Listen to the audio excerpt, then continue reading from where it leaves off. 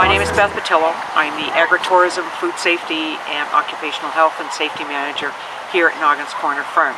My name is Evan Ferris. I own Ferris Farms in Colebrook, Nova Scotia. My name's Philip Keddy. I'm a second generation farmer with Charles Keddy Farms. My name's Travis Pearson. I'm 25. Ralph Stirling, Stirling Fruit Farms. Noggins is here in Greenwich. We also have farm markets in the city, 3 of them: Alderney Landing, Seaport Market, and the Sante Center in Hammonds Plains. First generation farmer, part-time producer. I grow squash and pumpkins. We grow strawberry plants that we export to the US market and Canadian market, and we're the biggest sweet potato growers east of Ontario. I own and operate Kimberley Farms, an apple farm, mixed vegetables, along with my brother and my father. And we're located in Woodville. Established in 1917. We're coming up on 100 years next year. I'm the 3rd generation, and the 4th generation is here working with me now.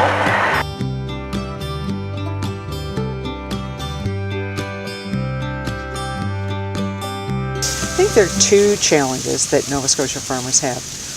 One would be financial stability, getting a return for their crop that allows them to reinvest in the farm.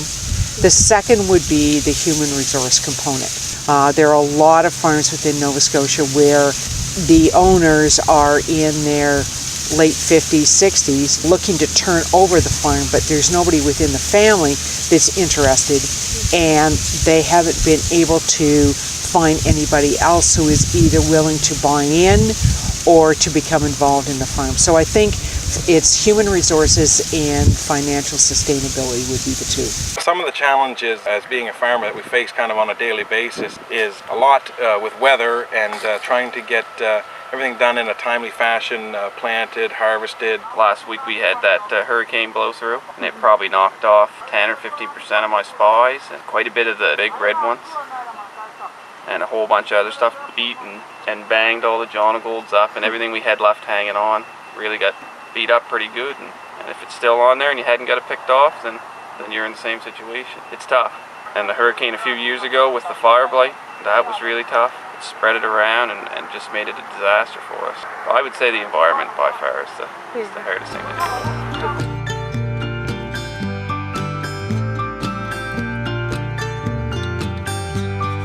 When consumers buy local, it helps the whole local economy because it puts money into local farms who then spend money at local businesses. It means a lot for me where we are continuing trying to grow our business, and the more consumers buy of our products, the stores recognize that and they demand more of our product. It's usually quicker money, which helps us pay for the labor involved in getting the crop off or getting it ready to be harvested. It's nice to have the local support and see your product out in the community. And I think it creates a lot of local work. You get to actually see people enjoying it. You can take a lot of pride in that.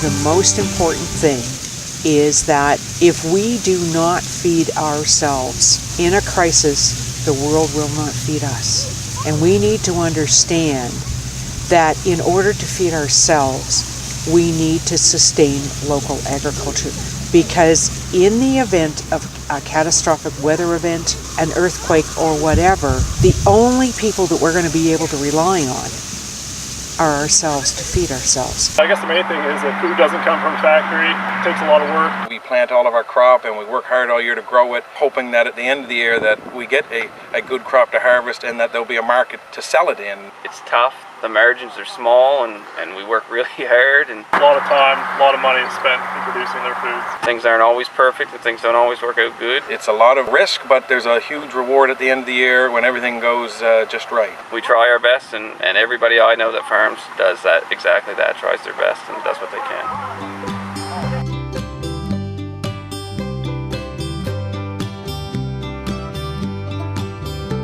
I think Acadia plays 2 roles. One, making students aware that there are local food options for them. And the second is for the Acadia students to reconnect themselves with agriculture and with the land. A lot of local guys would definitely be on board for supplying Acadia with food.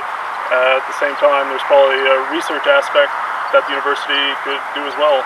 I think there could be a strong relationship between Acadia University and producers like myself. Where Acadia is located pretty central in the valley, there's lots of vegetables and fruits and all kinds of stuff that they could get a hold of and spread around. I think if you get young people involved, they spread the word about good local fruit and vegetables. Can't get much better than that. I hope that you all get to enjoy the hard work and long hours that went into growing this sweet potato, and you can taste for yourself how good it actually tastes for being a local product. It's a job that you love. I love it. So if you want to do a job that you love for the rest of your life, farm. Buy local.